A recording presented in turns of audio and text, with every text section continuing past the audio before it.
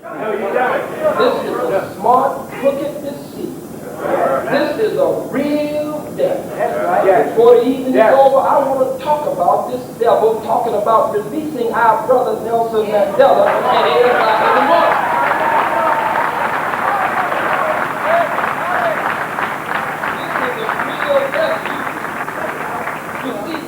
I don't mean to throw off on you like this and make and I don't mean to be disrespectful about the statement I'm about to make. But that's your problem.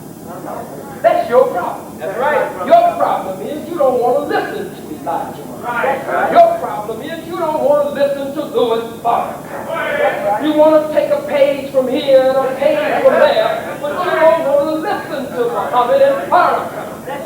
They told you and they teach you that the white man is not a devil, but the white man is the devil. There is no devil under the ground. There's no fella under the ground with some red pantyhose on and a pitchfork that's going to stick you and kill you under the ground and roast you and burn you in a damn fire that's going to burn you eternally and you ain't going to never burn up. Hell is not under the ground, fool. The planet Earth is 196,940,000 square miles. There's 57,255,000 square miles of land coming up out of 139,685,000 square miles. On a planet that weighs 6 billion tons, that bends and moves and rotates on its own axis every 23 hours, 56 minutes, and 46 seconds, and it makes its way around the sun every 365 and a quarter days, and the diameter of the earth is approximately 8,000 miles. Half of that is 4,000 miles. The sun is 93 million miles away, and the sun is being 93 million miles away, and it gets so hot until it'll burn the top of your head out. That's not what happened to mine. I shaved mine this morning. But the sun is 93 million miles away and can burn you almost up 93 million miles away. You think I'm lying? That's white folks. Go ahead. Almost burn you up 93 million miles away. Now, if the sun can do that 93 million miles away, how can you believe white theology and believe these preachers, Reverend Chickenfoot, Reverend Toenail, Reverend Sunday Fried Chicken, Reverend Pork Chop, Reverend Hog Maw, and chicken juice running down his jaw? How can you believe them who graduated from the white man's theological seminary? How can you believe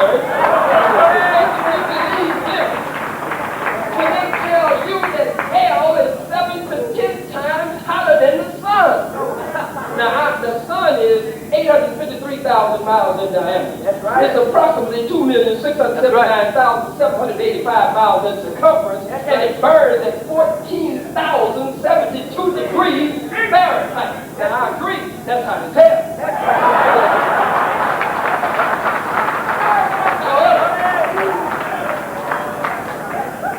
How could a hell exist just 4,000 miles away that's 7 times hotter than 14,072 degrees Fahrenheit? It would burn up everything. Plus, this planet Earth is spinning and moving and rotating. That's right. Don't you understand that? Yes, sir. So you get down on your knees at 12 noon and you look up and say your prayer. Right? That's right. And heaven is up here and hell is down here. But what about 12 midnight? By 12 midnight, you get down on your knees and look up, and what was heaven is now hell. And what was hell is now heaven. Heaven and hell is not up and down. Heaven and hell are states of mind, states of being, states of existence. And your heaven and your hell is right here on this earth.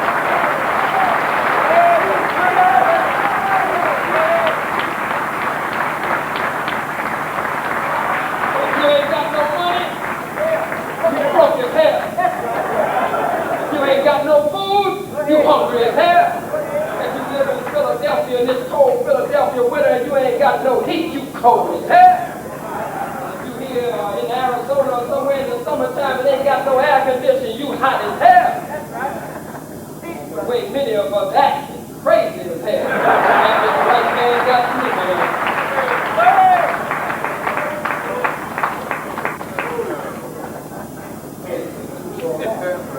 Go ahead, brother.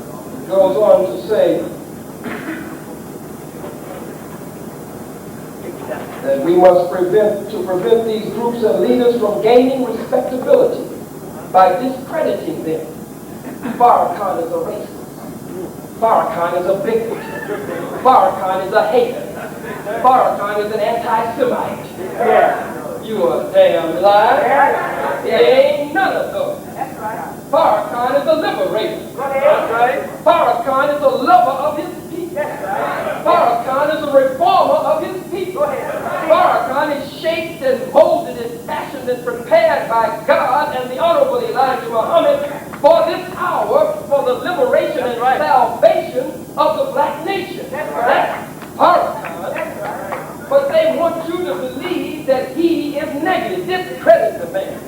We have a saying that we should support whatever the enemy opposes and oppose whatever the enemy supports. Let's say it together. We should support whatever the enemy opposes and oppose whatever the enemy supports. And that's what we got to do. So they say they want to discredit our leaders. Discredit Mayor Marion Bass. Discredit Sheriff Green. Discredit the mayor over in Atlantic City and then turn around and say we made some mistakes. It wasn't what we thought it was. But now you discredited him already. Discredit Mayor Tom Bradley out in Los Angeles. Discredit Mayor No Good for nothing, good for good. That's what I said. I didn't come here to get no damn key to the city that don't open up.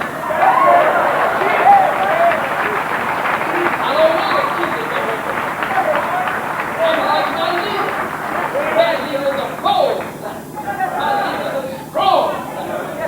And I don't fear your death because my leader, Farrakhan, doesn't fear death. He said to him, death is a system. He said to him, death is a punk. He said to him, he doesn't run from death. He said to the government, come on with your conspiracy. He said, I don't run from death, I run to death. And leap in death's chest and preach in death's mouth and snatch death's tongue out of death.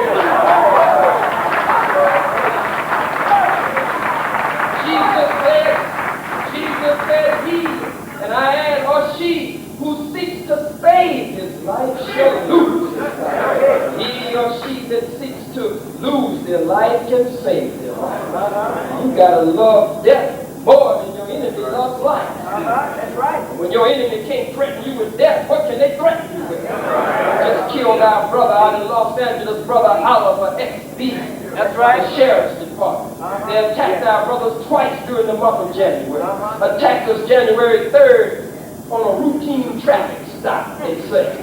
And tried to make the brothers lie down in the streets. And the brothers say, no, we're not laying down, face down in the street for you. You get down in the street. They say, this is a new black man, all of young black men in the FOI. They say, no, you get down on the ground. They said, you get down. And they said, we're not getting on the damn ground. So you don't make the white folks in Beverly Hills get down on the ground. We're not getting on the ground. Put a chokehold on one of the brothers and tried to arrest him, and all of the brothers took him from the police.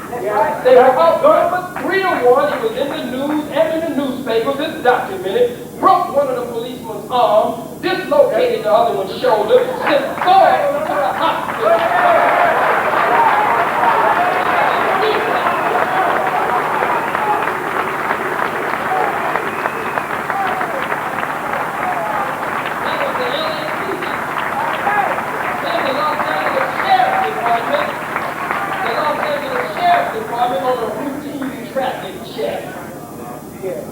Chasing black men all over the community. And then they run up on one of them new black men. Young black man, 18 years old. Brother David X. Ran up on him and told him to get out of the car. We're polite, we're courteous, we're respectful, we obey the law. We don't carry no weapons, everybody knows that. We don't deal with no drugs or nothing. So the brother, he's clean, he gets out of the car, he's respectful. They want him to lay down on the ground. He's by himself. He said, no, I'm not laying on the ground. He said, you get down on the ground. They said, you get down. He said, no, I just got up. I'm not getting down for you. So they grabbed him and put a chokehold on him and slammed him on the hood of the car. Slammed his face on the head of the car. Black people in the community heard it. The neighborhood is full of so-called gang members and others who now love the Muslims, and many of them had joined the Muslims. It came out in the paper how the community and on the news how the elders and others of the community were talking about how the Muslims were painting over the graffiti and had cleaned up all of the alleys and cleaned up the community. And as long as the young men from the Crips or the Bloods gang were selling drugs, the police never shot them. But as soon as they cleaned up and believed in God, and Crips and Bloods now bowing down, making their prayers before God every day, and they're in unity together, and ambassadors to the other gang members, and pulling them in, and cleaning up the community, and looking after the elders, and all of that, say, now you attack them. Now that they're clean, like they did in Washington, D.C., with the dope busters. They didn't jump on the dope dealers, and the dope dealers didn't have no problem with the Muslims once they saw how strong the Muslims were and saw the Muslims standing up. But the police came with their guns and then attacked the brothers and sisters, the brothers in Washington, D.C. So these beasts slammed the brother on the hood of the car, and the brothers came out. They went for their guns, and the brothers called on our God. And the news said, we're not going into the facts because we're still fighting these cases. The brothers, they say that the devils went for their guns and pulled their guns, and the brothers took their guns. Took their guns. And so they took their guns in the fight and the struggle over the 9mm, the clip came out. And they claimed that the brother was clicking, trying to kill the beast. And the other beast rode up and started opening, police, sheriff from everywhere, opening fire. And that gave this beast a chance to go for his backup gun. I always remember the beast has a backup gun. Sometimes another one in his hip pocket, another one here or here. And sometimes they have one if they have a coat on in the small of their back. Along with, if the coat is on, the shoulder holster, and if they don't have a coat on, the side holster. And they pulled the gun, so they shot the brother in the hip and felled him. And then curbside justice, because they were embarrassed, went over him and stood over him point blank range and shot him in the head. But our God promised us for every one of the least of us that he would take 10 of their back. It's written in the scripture where it says that it would be better for you if you had not even been born. And if you were born, it would be better for you than if you had been born for harming one of the least of these, because these belong to God. These are God's anointed and his chosen ones. And it says, government, while you are conspiring to kill them, it would be better for you if you had been born with a millstone around your neck and dropped to the depths of the sea. So we pray to our God. We honor him. And we know that he will answer our prayer. And we say, just keep on watching the obituary column. Because we know what's going to happen. All praise be to God.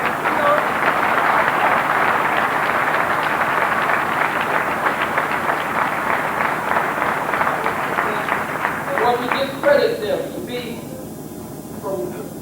to prevent groups and leaders from gaining respectability by discrediting them to the responsible Negro community, to the white community, both the responsible community and the liberals.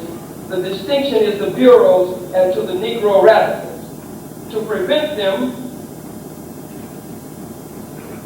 from long-range growth, these organizations must not grow by gaining youth. By developing specific tactics, we must prevent these groups from recruiting young people. Those are their 5 main objectives of the United States government. Because what you have to understand as I begin to wrap this up, what we have to understand is that the enemy never wants the youth to join on to the key revolutionary and freedom fighter and the divine liberator that is in their midst at that time. During the Honorable Marcus Mosiah Garvey's day, they wouldn't have wanted the youth to join the African Legion. They wouldn't have wanted the youth to be with Mr. Garvey. During the time of Nat Turner, you know they wouldn't have wanted no youth to get with Nat Turner. Because Nat Turner was going from plantation to plantation, cutting white throats and killing white folks. And they didn't want no youth with the Nat Turner movement. And I think he was Reverend Nat Turner. That's the kind of theology I like. That's my kind of stuff. I don't want to be no glory nigga with a uniform on fighting for my enemy. Pretend I don't want to carry the enemy's flag, but at the end I pick his flag up and then get killed for carrying his flag. No, that ain't no glory. That ain't the prize that I got my eyes on. I don't look and praise no Christmas Adams Negro. I don't know about the Negroes who died for white folks. I want to know about the Negroes who died killing white folks.